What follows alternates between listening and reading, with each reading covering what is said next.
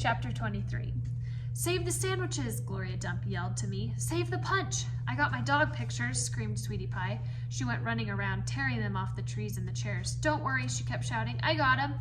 I grabbed the platter of egg salad sandwiches and the preacher grabbed the punch, and we ran into the kitchen with them. And when I ran back outside, I saw that Amanda had hold of Miss Franny Block and was helping her into the house.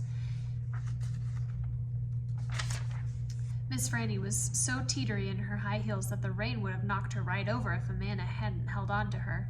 I grabbed Gloria Dump's arm. "I'm all right," she said, but she put her hand on my arm and held on to me tight. I looked around the garden before we left. All the crepe paper was melted and the candles were out, and then I saw Otis. He was standing there by his jar of pickles looking down at his feet. "Otis!" I hollered at him over the rain. "Come on, we're going inside." When we got in the kitchen, Amanda and Miss Franny were laughing and shaking themselves like dogs. "What a downpour," said Miss Franny. "Wasn't that something?" "That came right out of nowhere," said the preacher. "Woo-wee," said Gloria. "Dog!" squawked Gertrude. I looked at her. She was sitting on the kitchen table. The thunder was really booming and cracking. "Oh no," I said. I looked around the kitchen. "Don't worry," said Sweetie Pie. "I saved them dog pictures. I've got 'em right here." She waved around her wad of magazine pages. "Where's Winn Dixie?" I shouted. "I forgot about him. I was just thinking about the party and I forgot about Winn Dixie. I forgot about protecting him from the thunder."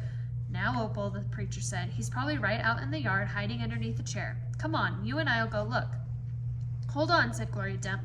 "Let me get you a flashlight and some umbrellas." But I didn't want to wait. I went running out into the yard. I looked under all the chairs and around all the bushes and trees. I called his name real loud. I felt like crying. It was my fault. I was supposed to hold on to him, and I forgot. "Opal!" I heard the preacher call. I looked up. He was standing on the porch with Gloria, and Dunlap and Stevie Dewberry were standing there too. "Your guests are here," the preacher said. "I don't care," I hollered. "Come on up here," Gloria Dump said, her voice all hard and serious. She shone her flashlight out at me. I walked up onto the porch, and she handed me the flashlight.